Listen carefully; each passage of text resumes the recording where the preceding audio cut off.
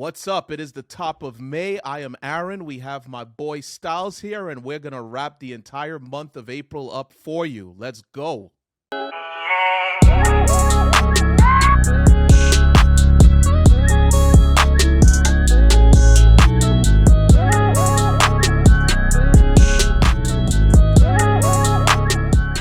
We're not going to waste any time. We're going to just jump right into it. Shout out to everybody tuned in already. Aaron gave us the heads up. We already know what we're tackling.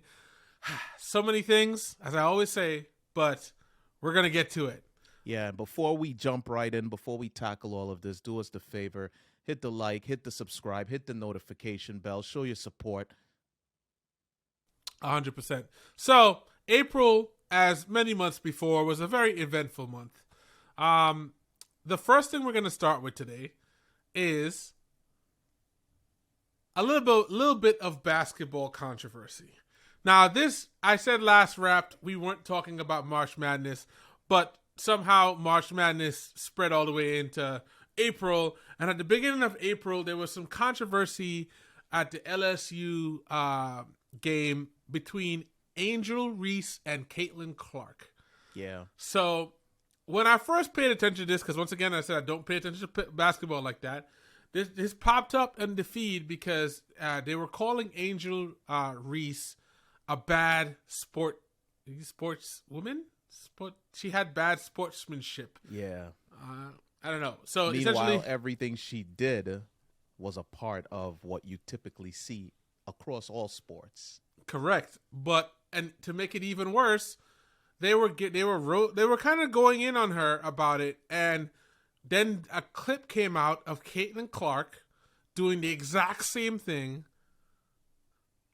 and there was no outrage. So are we going to make this another black and white thing? Because it seems like everything in America now is black and white. If it quacks like a duck, we don't call it chicken. I'm just saying. I mean, here's the thing. I don't see it as just being race thing, but it is interesting that the same thing happened. Now, granted, this is the end of the season's end of the game, like the last game. They lost in the last game or whatever. So one could say that more eyes were on an Angel Reese, but by which standard are we holding Caitlyn Clark to if she did the same thing and nobody even said anything? Yeah, no, there were a few things that happened here that I thought was a little weird. For one, they're giving this black girl all of this nonsense for, I don't know, just saying, you know what, go F yourself. We did it. You didn't. And secondly, Jill Biden inviting both the losing and winning teams to the White House. And it's like, come on, let's cut this crap out. Same. If we were to lose, we would not be getting invited to the White House. And I remember she made a comment about both teams should be invited because it was sportsmanship. And I'm like, are you saying that because of what I did? And that stuff like that, it bothers me because you are a woman at the end of the day. And you're supposed to be standing behind us before anything. So it's hard to see things like that and not to comment back on it. Here's the thing. This is a very millennial thing. You get a third place trophy. Nah, even third place you still get a trophy. You get a last place trophy. You lost. In my time, when you won, you lost, and you figured out what you had. If you cared enough, you figured out what you had to do to win next year. Yep. You can't invite the losers. You can't invite the losers to a winner's ceremony. That doesn't make any sense. And this is why the Biden's approval ratings are so low. What is that? That's what did it. That is it. That's what did it. It was in that moment that their approval ratings plummeted. Tanked. Okay. No, seriously, no. Why would you do that? Inclusivity. Isn't that the word of this decade? Inclusivity. But the question is, if the roles were reversed, do you feel like it would have been treated the same? No. Well, clearly it would not be, because you said there's footage of the other girl doing the exact same thing or similar types of gestures, and it pretty much went unnoticed, swept under the rug. Yeah. Wasn't a big deal. But in this situation, everyone's outraged. to the point where we even have Dave Portnoy, who is the I guess the CEO of Barstool Sports, calling her like a classless individual for something like this, which I think is taking it way too far. We're talking about people that are in their early years playing sports, just getting all of that adrenaline rushing through them. They're actually accomplishing something they have not accomplished before, and they're just doing what anyone does. People celebrate hard. People talk smack hard. That's what happens. That's a part of sports. That's a part of the usually masculine energy that came along with sportsmanship. And I mean, some of these women are just tapping into some of that testosterone and getting along with it. Just let it be. I fundamentally deny, and I think you're basically lying if you're saying what Caitlyn Clark did and Angel Reese did are the same thing. They're not. I like trash talking. If you hit a big shot in the moment, or you're talking in the moment, back and forth, and you do this or whatever, or you talk, I don't care.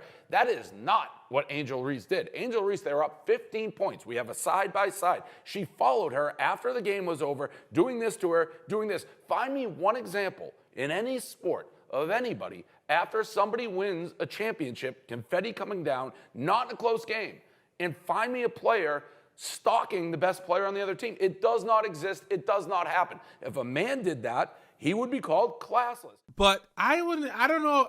I get what you're saying. I don't know if I want to go all into the testosterone. Well, we don't part. have to go there. This is just my words. I feel you on that. But my thing is, I look at the fact that literally she did the exact same thing. Like Caitlyn Clark did the exact same thing. And when they beat another team, and when she was beat, it was done to her, and it was an issue. But I look at it, and you look at, like, I have a lot of respect and love for the American women's football team, well, soccer team, and because they just beat everybody, right? And it doesn't matter what they do, right? Because they beat everybody, right? There's a little bit of part of this where it's like, when you win, good game, but see you next year if you can get up to what we just did. Like, it's part of it. We are someone who played sports. You're a gladiator, bro.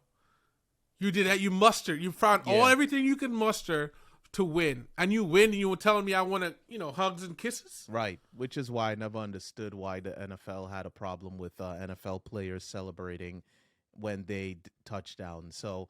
Yeah, personally, I see nothing wrong with this. I don't know if it is another one of those racial plays, but to me, it was something that they just made too much of a big deal out of.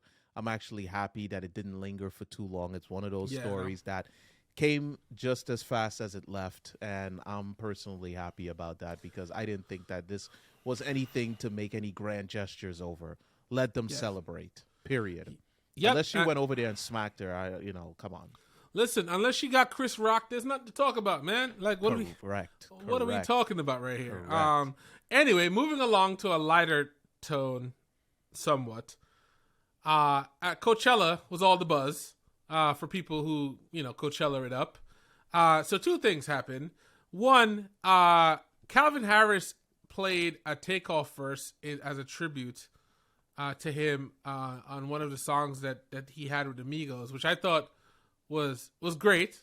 I mean, you love to see that. One of the hardest things is to, have someone get all their flowers after they're gone. It's always unfortunate, but either way, it's good to go.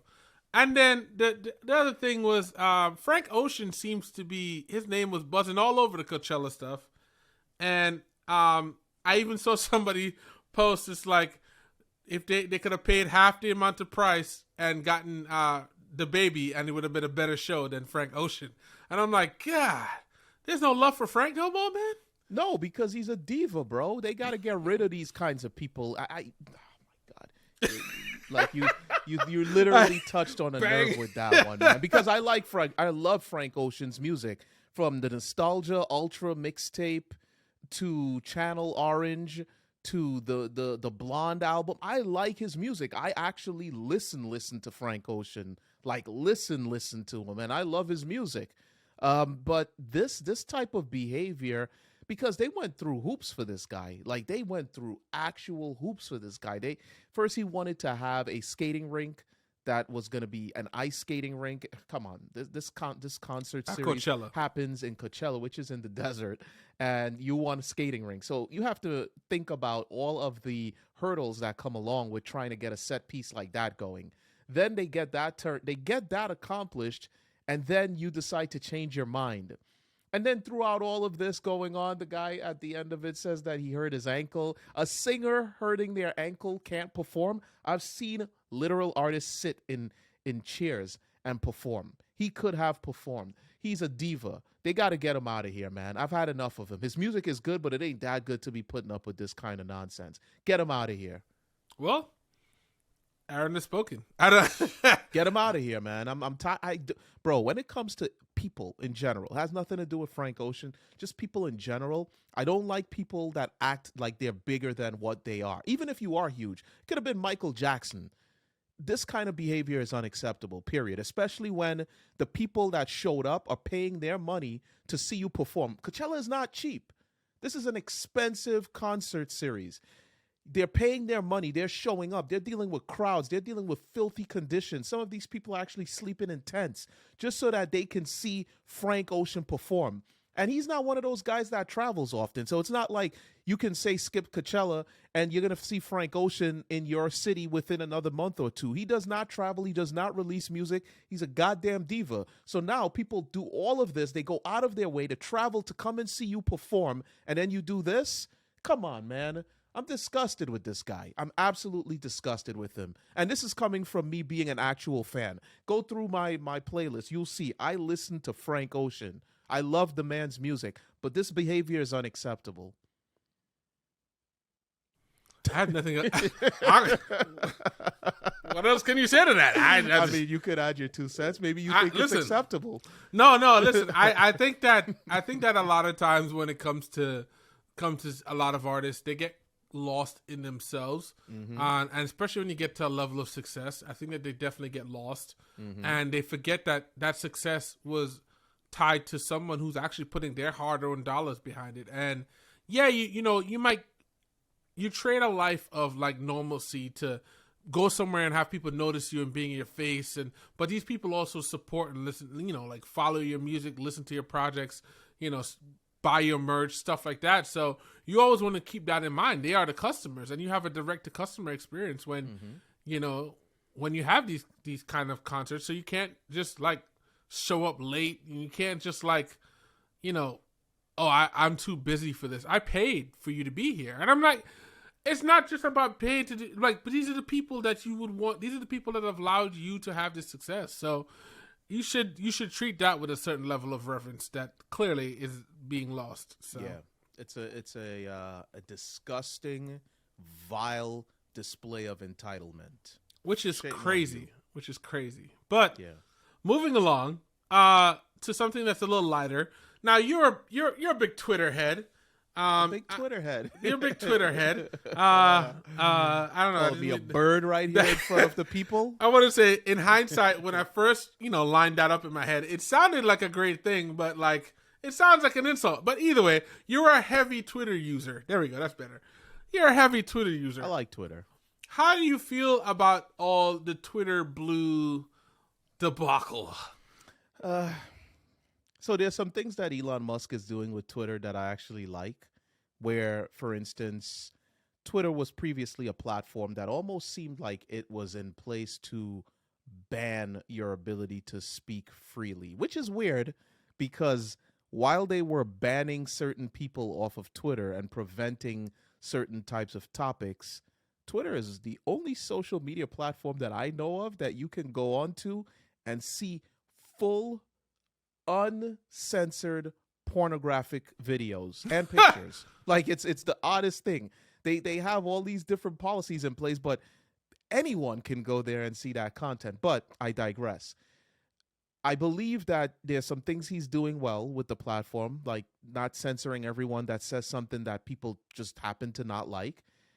But this Twitter blue thing, I'm not a big fan of, because one of the things that I used to like about the blue check mark is, I'm big in the crypto world, and I use these platforms called DeFi. And there's a lot of people online who are they're false actors. They're not actual DeFi platforms, but they're making it appear that they are. So I used to actually go to the Twitter page of these DeFi platforms with the blue check mark, and I know that I would get a direct link to their DeFi page in order to connect my wallet and then trade tokens. Those guys no longer have their check marks. So when I go there, it's like, am I on the real Uniswap or is this an actor? Unless they pay now I believe it's $8 a month, they don't have that verification check mark. So I'm not a big fan of this at all. I don't think that it's something they should have a different type of check mark. If you want to pay for it, maybe your check mark is green because you paid for it, and then the ones that are actually verified, like big businesses and things of that nature, they should have a real blue check mark as a verification. I'm not a big fan of that. Or if there's there should be some other way to classify that, Something. Whether it's it shouldn't just be that. But I feel like because there's been such a rage about that getting that check and that verification, even on Instagram, people are really fired up about it. But realistically, I don't get it, because I'm like, what exactly are you verifying? If you got 100 followers, why you verify? Like, what are you verified about? Like, I get it, because let's just say, for instance, you're building a business, for instance, in Crowd Network. Let's say in Crowd Network has a Twitter page and it only has 2 followers. You might want the blue check mark just because when InCrowd one day becomes what it's going to become, you don't want someone to step into that space and create a fake InCrowd page on Twitter and then starts acting as if they are the real InCrowd. So I understand, even though you're a smaller content creator or anything, you might want to have that. But like you said, I think there should be a different classification for like businesses, celebrities, things of that nature, government agencies. They should have some way of identifying the authenticity of that business or entity versus the others. Yeah. How do you feel about, what's your feeling on Elon paying for some, well, according to the report, saying that he pays for some of the people's blue checks? I saw that, like LeBron James and like a couple of others. I mean, it's his money. So if he wants to pay for a few people, why not? It would be like if you're my homie and I got the biggest social media platform and I want to pay for your check mark, big deal. I don't know if people have some sort of a negative connotation associated with that, but as long as it's his money, he can do whatever he wants, right? Do we really feel like he's paying? I feel like he just goes into the developers, he just checks and be like, "Hey, these people are charge it to my account. Take it from my pay." Like, yeah, okay, yeah, all right, exactly. I mean, come on, that's how the world works, right? If you are big and you got connections, then your connections will get you things that other people have to pay for.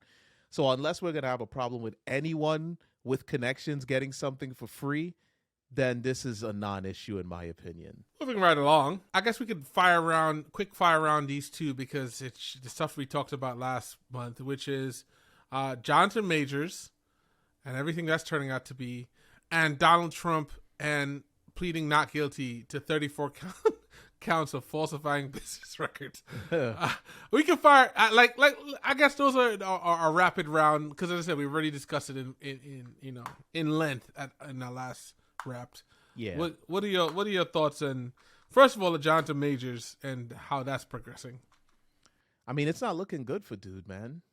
It really isn't. And without being extended on it, if you guys want to hear our thoughts on it, please go check out the March Wrapped, where you'll get a full dissection of what we thought about this entire thing. I just feel like as it is currently, it's just not looking good for this dude, and he needs to probably seek alternate legal counsel, because his current legal counsel is not doing him any favors whatsoever. And this is one of those situations that he might have to sit down for a while, get quiet, and then just go do smaller projects that really hit and try to build back from there. That's really the only thing that I can see working for him. Did you see the video of the accuser in the club right after the alleged incident? I did, and this is a reason why I said that his legal counsel needs to kind of they need to consider probably changing legal counsels, because that is not something that I would bring forward as evidence as to the person not being hurt. You know what I mean? Did they bring that forward, or was that just leaked? It was leaked by TMZ, but I think the lawyers had something to say about it. Yeah. Interesting. Like, you should just leave that alone, because that doesn't, maybe she went to have a drink because she was in such dismay. I don't know, but it's just not something I would use as evidence towards, hey, he beat the hell out of her and now she's having a drink. How's that possible? You know, like, come on. Well, the one question is, do you think he could come back from all of this? Absolutely. Absolutely. Okay. I mean, look at Chris Brown. Didn't Chris Brown come back? Barely. Chris Brown is still getting flack. He's still catching flack for that thing. But man. I'm talking about his money. Yeah. He's still one of the biggest R&B stars. He does sold out concerts. People are paying thousands of dollars to just take pictures with him. Yes, at first it definitely was a red mark on his reputation, but yeah, Jonathan Majors can come back. It's one of those situations where I feel as if you get quiet and go work with smaller films, like do some independent film circuits or something like that, but make sure that it's quality. Slowly but surely, people will start to accept you again. Just don't make any excuses. It has to be more of an apologetic thing. You go through the legal process, and then whatever is the ramification, take your hit and just disappear for a while. So my last question is, what if we finally see the cab video and it turns out none of this actually happened? Then there's a lot of stuff that has to be accounted for. I mean, with companies dropping him and all of this stuff, he might have to start suing people, because it's now a case of guilty before proven innocent. That would be interesting. I think that would be the one twist to this that, would be nice to see. But honestly, the evidence is just mounting in a way where it's like, this glove is fitting. Oh boy! Wow. There's no acquitting. The glove is fitting. Anyway, so with the second part of the rapid fire thing is like, do we feel anything about Donald Trump's not guilty plea? No, I mean, what was he gonna say? Yes, I'm guilty. This is Donald Trump. This is a man we've seen incite violence and say, I didn't do that. Come on. We knew this was going to happen. It's so interesting. And I guess I wonder if it's a required thing for when you're arguing a case, because we also have we didn't even have this on the list, but the dude who shot the little boy, the young boy that went to the wrong house, also pleaded not guilty. Mm-hmm. But you clearly shot the guy. Like So what is he pleading not guilty to? Shooting him, or pleading not guilty to because you know how sometimes it's, so for instance, let's say I did something and I am charged with premeditated murder, but I'm saying not guilty because I didn't premeditate this. I just did it. You know, so I don't know if the charges that he has levied against him can be kind of, it can show that maybe it's not exactly what took place. So he's pleading not guilty because that's not what happened. So I'm not guilty of those charges. But did I shoot him? Yes. But I'm not guilty being charged with manslaughter or something along those lines. You know, that's what I'm saying. Yeah, I said I kind of wanted to keep the shooting out of this one because we went all in, and last March was such a heavy. It was a heavy month. I didn't want to get too deep into it, but yeah. I'm always intrigued with the not guilty when you're like, bro. I mean, I guess there's nothing to argue if you come in and say yes, I'm guilty, because then you could just be like, we're done. But open a shut case. Yeah, like if you like you.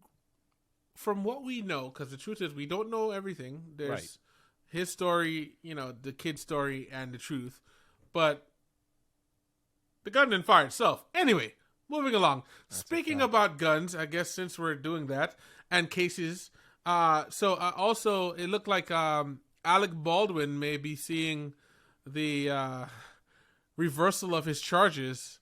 That was actually manslaughter, I think, that he got charged with, and they're dropping that whole case just seems interesting to me. It's so odd, the whole thing is just so odd.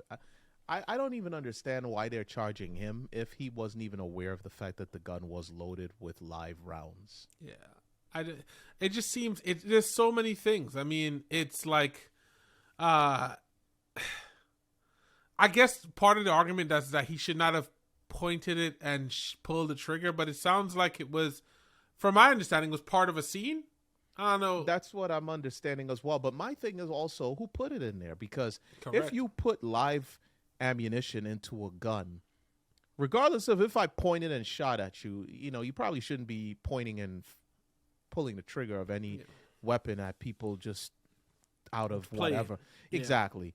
But let's just say that I did, but the intention was just playing around because there should be nothing in here. Who put that in there? Because that person should come up for charges as well. Yeah, I think they did. And I think if I remember accurately, I think they like pleaded out. They pleaded guilty or whatever, and so they were facing a charge. So all of this just seems ridiculous. But I guess that is over, and that was like a big thing. That was a big thing. I mean, I remember it just being perplexed by the whole thing. I'm just like, what is happening? Yeah, I know. It's one of those things that happened that I didn't pay much attention to because it was like, all right, this sounds like a lot of foolishness, so figure it out. This was all the blood, all about the buzz on, I would say maybe Black Twitter. I don't know. All the buzz on Black Twitter. They were talking about Chance at Carnival, and it was such an interesting thing to watch. How people were so strong. It's like, oh, look at this man. Look at what he's doing. What is his wife doing at home? All of this stuff. And I was sitting there like, I personally don't see anything wrong with this. But there's a cultural thing that people don't understand. And I think that what happens in majority of these cases is people see something without the context and jump to conclusions. But what are your thoughts on the Chance controversy? Everything is controversial to this month. Everything is controversial. So it depends. Are we talking about how do I feel about maybe the fact that he's a married man doing this, or or is it just the fact that people found it controversial? Like, well, what's the?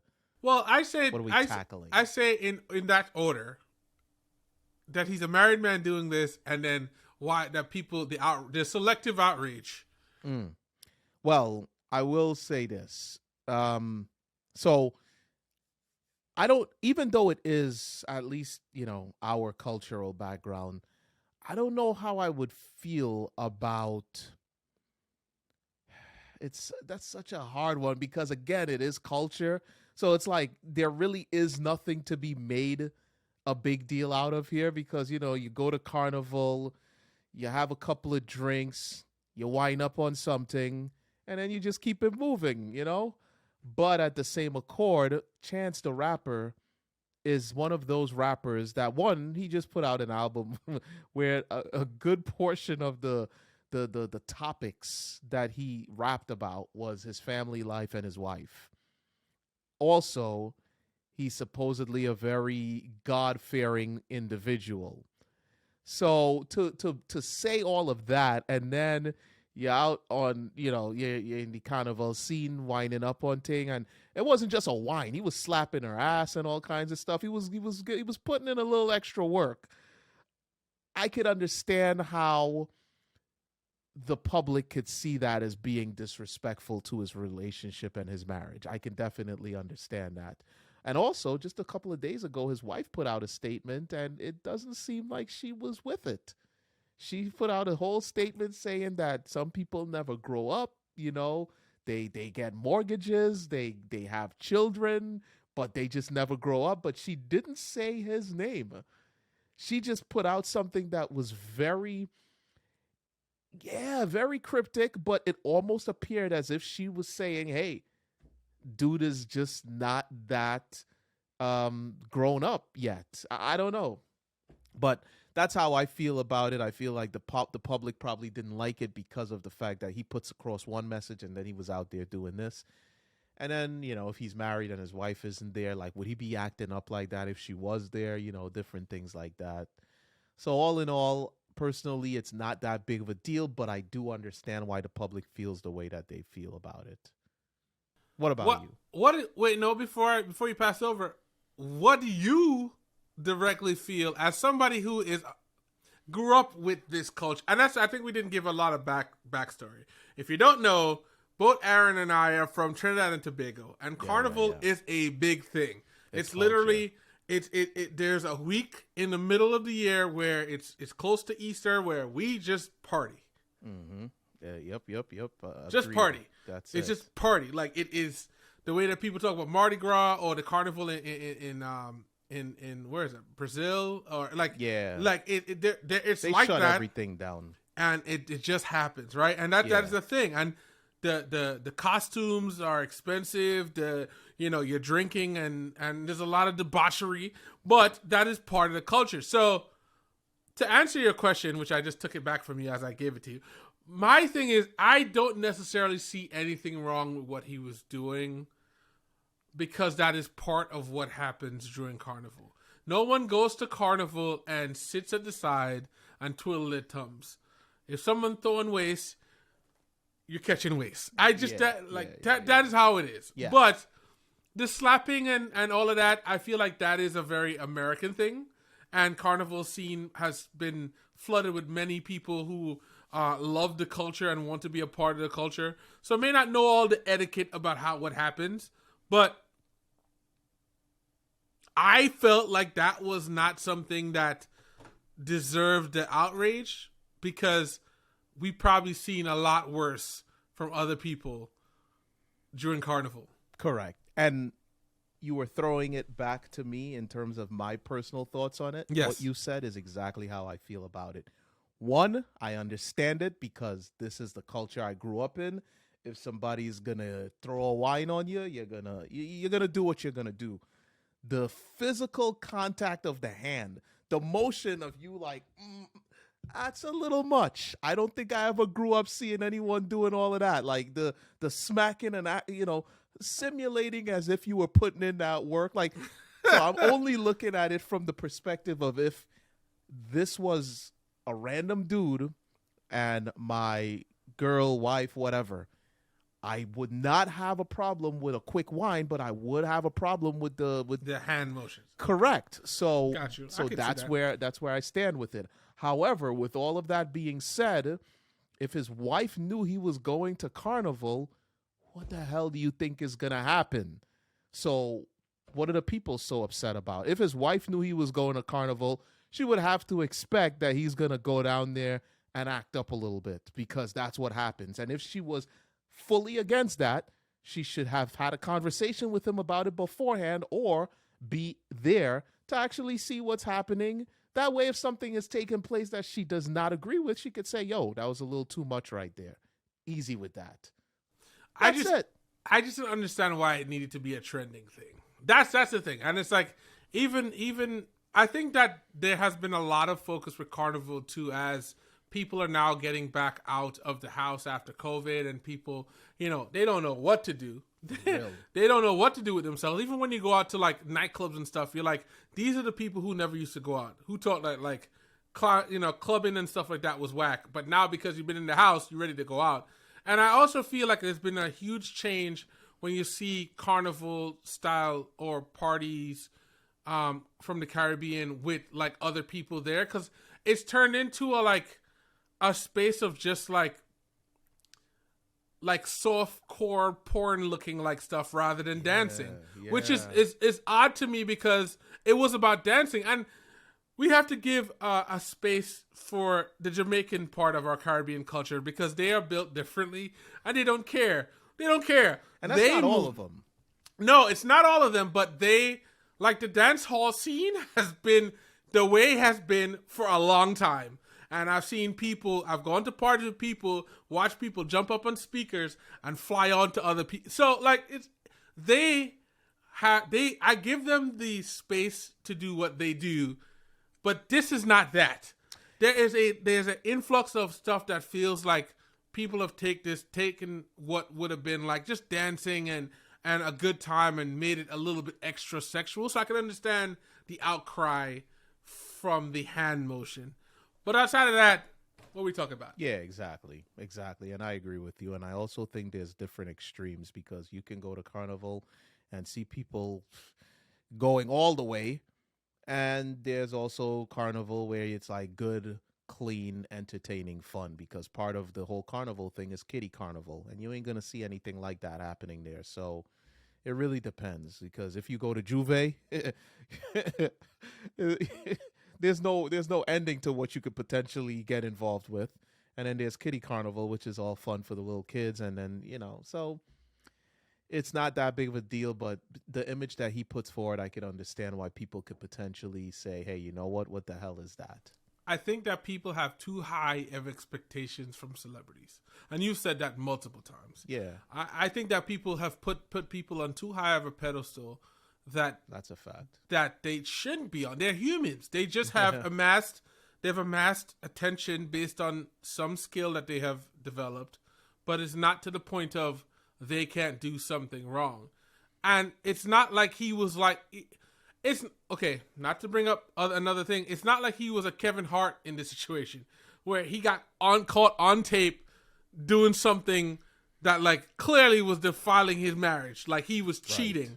Right. I don't know. I feel like that's a whole nother conversation. We could keep going on. Yeah. For a long time. We're gonna take it to in rap we always have to do a plug to Poll Over Finance, and so we're gonna talk about Biden and his raising the cost of home buyers with good credit to help the risky borrowers. And I'm gonna just throw that lob to you, and I'm gonna go get like some water or something, because I know you're about to go off on this. So not too much, because there's really nothing that can be done about it. But basically what's happening is that Joe Biden is, to a degree, penalizing people who not only have good credit, but can make higher down payments on their mortgage as a way of offsetting people who are riskier mortgage lenders.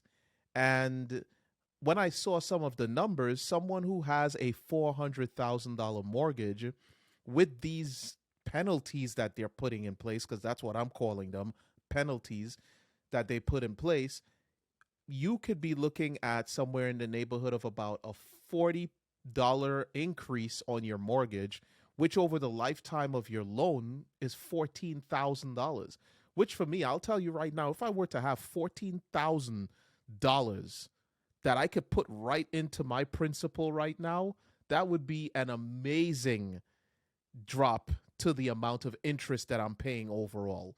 So to look at someone who's been doing the right things for all of their life to build their credit, and building your credit is difficult, but being able to amass the amount of money that you would need to make a 20% down payment on a property, that's not easy. That's something I was able to do after well over a decade of straight up being strict with my money, not spending on expensive jewelry, cars, clothing, nothing. Like, I lived very frugal for many years. Even when I traveled on a budget for many years.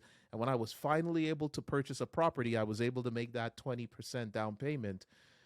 So to penalize someone like that is just, it's absolutely disgusting. And it's supposed to be put into order as of the 1st of May. We'll have to see how this goes. This is absolutely something that I hope that the Republicans can reverse. Even though I'm no Republican, this is something I hope they can reverse, because it seems to me like everything the Democratic Party does, the Republican Party wants to undo it. So this is one of the things that I hope that they can absolutely undo. But that's what it is. It's penalizing people that work hard and save their money for people who are reckless. Do you see a future where that is potentially beneficial for America as a whole? You mean penalizing people who? Well, let's take work? the penalizing part out of it. It's Oh. about the home ownership part, right? Like, do you feel like this is enabling people who may not necessarily have the ability to get to the 20%, give them the ability to own a home, which, a lot of people look at as like the first key to like building any kind of, wealth in America? This is going to be controversial, Okay, let's hear it. but I'm going to say no. All right. And this is why I say no. You have to learn how to live within your means. I'm sorry. I don't care what you want. I don't care how bad you want it. I don't care if it's considered the American dream. None of that matters to me at all. If you cannot afford to purchase a home, fall back. And when you can, move on to that level. I'm sorry, because what am I doing that is beneficial to you when I put you into a property that you cannot afford? I've put other people into a position where I'm hurting them a little bit so that you can afford to be in this place. But then you have the same behaviors continuing. What do you think is going to eventually happen? This person is all of a sudden going to become this money-saving, responsible individual that says, you know what? They gave me a chance. Let me do everything. No, most of these people are going to default on their loans. So I don't think that that's a good thing at all. I think the behaviors that got you into this position in the first place need to be changed. Once you change those behaviors, now it's time to start looking at how you spend your money and how you allocate your money. Start budgeting. You might want a $500,000 house, but you can only afford a $300,000 house. That's where you need to be. Maybe 10 years, 15 years down the road, it gains equity. You start making more money. You've gotten better with your spending habits, and you can upgrade. But you should not be getting into something that you can't afford. I don't like the idea of perpetuating bad spending habits and bad psychology with money and giving people things that they should not be getting into, because all you're doing is creating an even bigger problem, which is the reason why we had the entire situation in 2008 where the entire housing market collapsed. It was because of risky loans. So that's my personal feeling on that. People may not be happy about that. We're living in an age where it's supposed to be all about fairness and inclusivity and all of that nonsense. But I personally believe that you need to be responsible for yourself. And I understand you may want the house, but maybe right now is not the right time. And I'm not going to penalize other people so I can give that to you.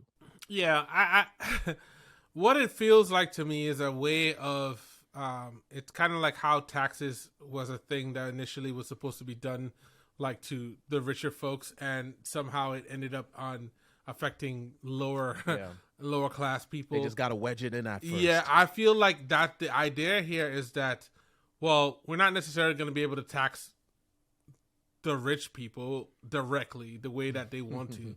So we're going to just do it at home buying instead. And I'm sure it means well, but the way that the one thing I would say about the Democratic Party and even Joe Biden's presidency is that they have a marketing problem. They always, they talk about stuff, and I think I said this before, they talk about stuff in a way that is very logical to them, but not necessarily matching the masses. Versus when you talk about Republicans, they say what they gotta say, and then they make you feel a way about it. Take it. Yeah, they make you feel a way about it. So I don't hear anything about this thing that sounds great, especially if it's penalizing people who essentially it could potentially have the negative response where it's like, well, I'm gonna just keep my credit low before I buy the house, and I'll avoid paying an extra 14 grand. Like, that's a lot of money. That's how I feel about it. So it could end up incentivizing people to have actual good credit. But I think that what we're seeing a lot with the Biden administration is the attempt to make things equitable, and I don't know if it's necessarily being done as thoughtfully as it needs to be. Yeah, So, I mean, who knows? if his concern is people being able to get put into houses or whatever, how about cut government spending?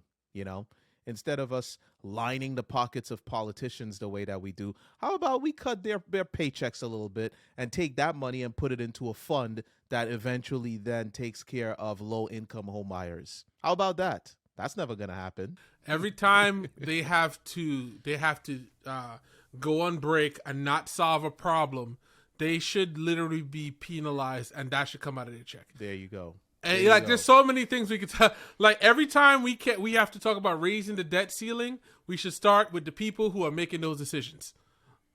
Talk about defunding the police, defund the government. Let's start there. Oh, I don't know. You're about to get us in trouble. Listen, the people that are at the top making all these decisions for the people at the bottom, they should be feeling some of the effects. Correct. Agreed. So that's how I see it. So speaking, I don't know if that's a good transition. I was gonna say, speaking of people on the top, we're gonna jump into the Dalai Lama and his. Oh man, This is terrible. That was a terrible. Speaking about people on the top, as we move right into the Dalai Lama, who stuck his filthy tongue down the kid's throat. Okay. Wait, no. He didn't actually do that, but he requested for. What do you mean he requested? He did it. He actually did it. Yes, you didn't see the video? No, I didn't see that. Yes, he made the little kid suck his tongue. Hey, yo. He didn't just request it. I saw he requested it. I didn't see the video. No, it happened. It actually happened. The little kid did it. Like, he forced the little kid to do it. They blurred out his face and everything, but he stuck his filthy Dalai Lama tongue out and had the little kid suck it. This is unacceptable. This is pedophilia. How is this guy not being brought into a court and taken to prison for these pedophilic actions? It's disgusting, but it did happen, though. I didn't realize that happened. That actually I'm glad you don't have video, because that is not the kind of video we want to show on In Crowd, but it actually did happen. It was not just a request. I thought it was a request. This changes the whole dynamic of this conversation. Oh, my God. Anyway, so, yeah, that nasty bastard. Anyway, I'm sorry. That is maybe our producer can confirm it, but I think I watched the entire video and it was actually done. My God. He did it, yeah. Well, speaking of disgusting disgusting behavior, so Pras from the Fugees.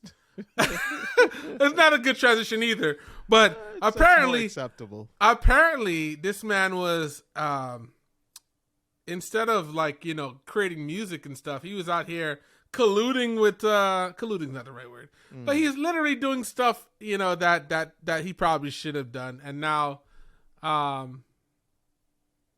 he got convicted. Yeah, so this is the one story I will have to say I don't have much insight into. Maybe you can provide me with a little feedback here, but I know that they said that Pras was pretty much moonlighting as a spy for the Chinese government. That part I don't know. I don't know all the specifics. I know that they were saying that he had essentially taken money from somebody. What's this guy's name? Low Take Joe. I don't know how to pronounce it. I probably butchered that. It was a Malaysian financier, and he took that money in order to help get a picture with Obama. But at that point he was already working. Like, he had met with the FBI a bunch of times, so they were saying he was an FBI informant. Even 50 was cracking jokes on him about being a rat. So it just seems like we heard nothing about Pras for a long time, and then he just popped up. I know. As such a thing. A random story.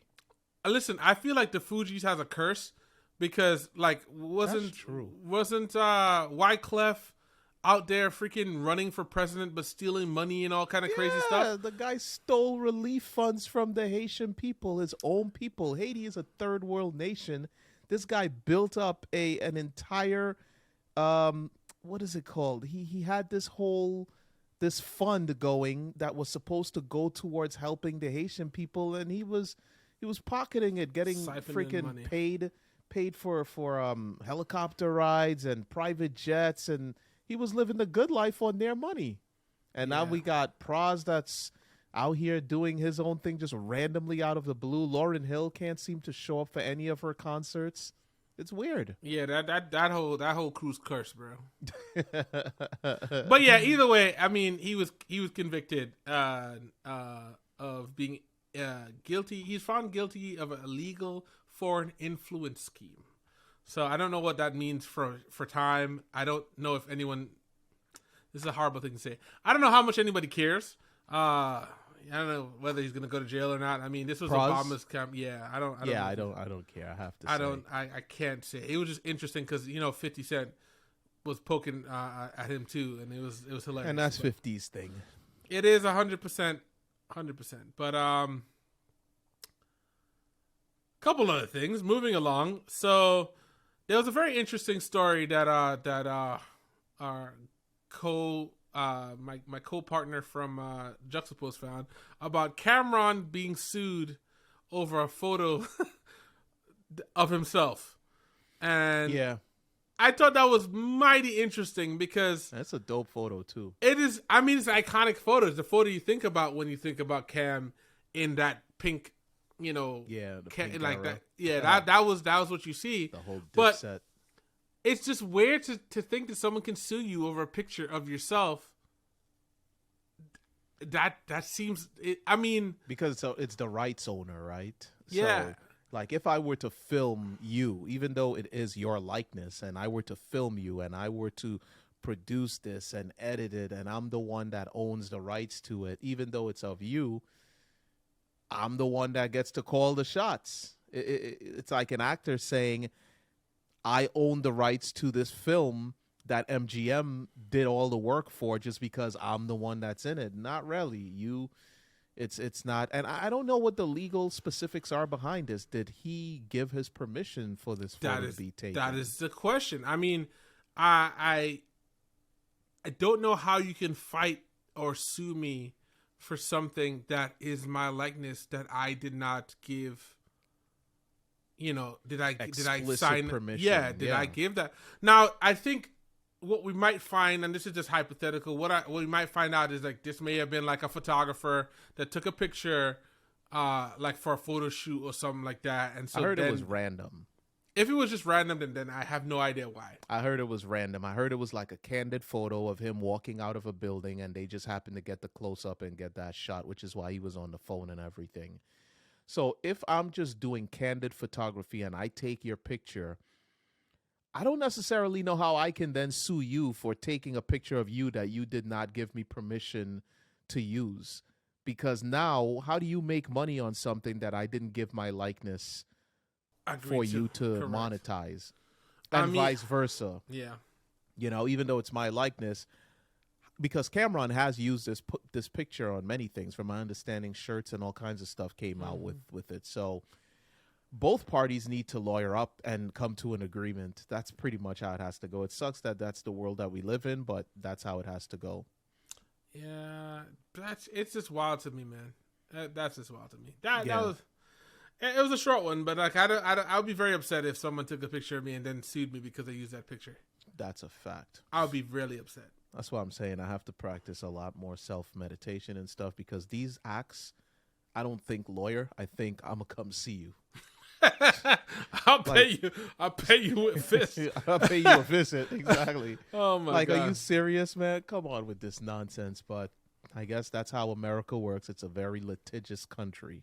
Yeah. Well, and moving along, I guess we have a couple more topics. The other one that happened that was very tragic was the founder of Cash App being brutally murdered. Slaughtered, man. Which I feel like there was so much different like things around this that I don't necessarily know the full story. But I mean, none of us know the full story. We just know that he was stabbed at 2 a.m. in the streets of San Francisco. He was there for a conference, and it turned out that he was actually stabbed by someone who he knew.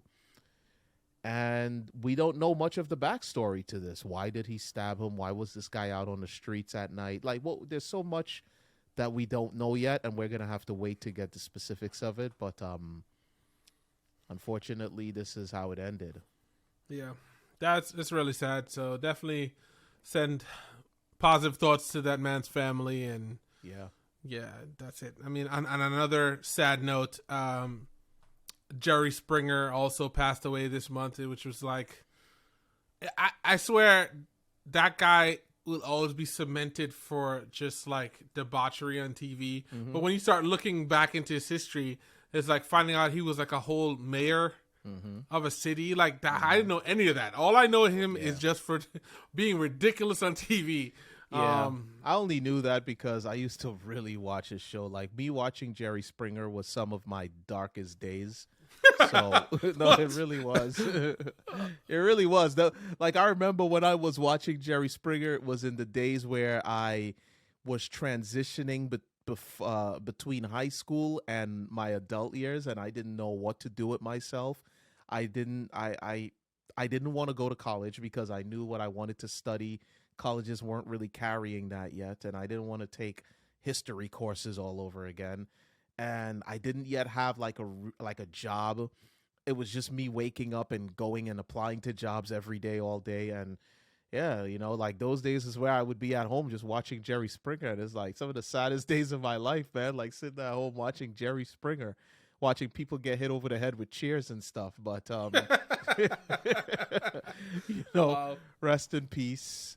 Yeah, for real. Hopefully they bury him with a nice golden foldable chair.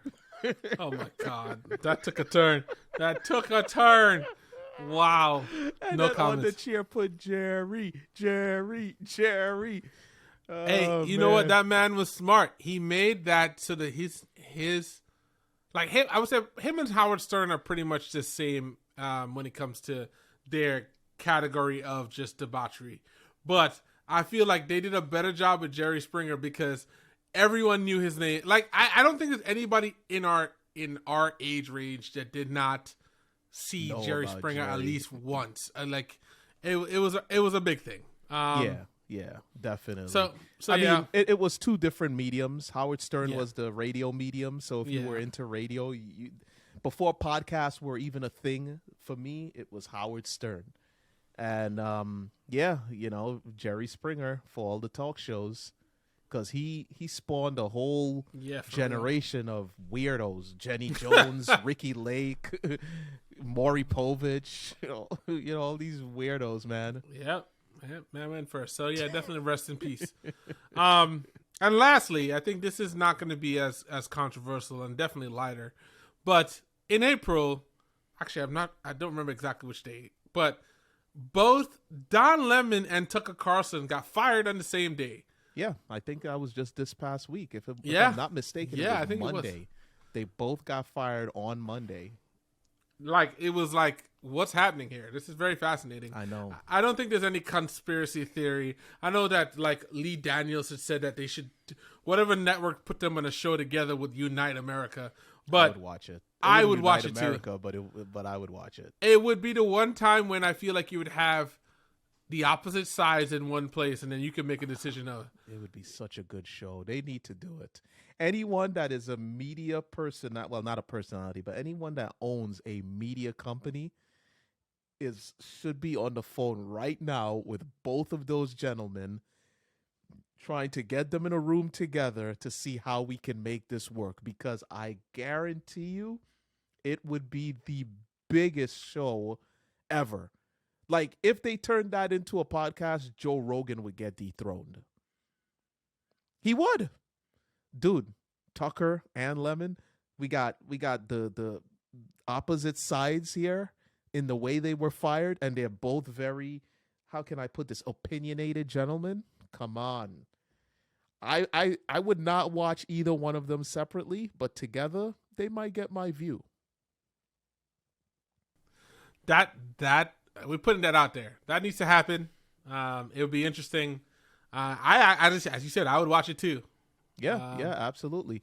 And If I might add, did you do that purposely where your shirt is red and black, your background is red and black? Because I'm noticing my shirt is blue and my background is blue with little hints of like, that's kind of weird how that worked out. I did not intentionally do that, but yes, actually, as you mentioned it, that was intentional. I didn't do it intentionally, but you know what? Yeah, I did that. I meant to do that. But yeah, so with all the things that happened this month, these were the things that we thought, was interesting and we wanted to touch on. Yeah. So with that said, thank you for making it this far. If you have, you are the real MVP, and we appreciate it. Definitely check out our other episodes of Wrapped and Juxtaposed and our reviews show and everything else that we do at InCard Network. It really means a lot. Definitely drop us a like, comment. That's a fact. Subscribe, all that good stuff. Become a part of the movement. 100%. If you have anything you want us to talk about us too, let's leave it a comment. We'll definitely take any comments unless we'll go from there. But yeah, absolutely. That would be very interesting. Shoot us a topic you might want us to talk about. Correct. We'll so definitely. So yeah, once again, thank you. It's been a fun time. We'll see y'all in a month.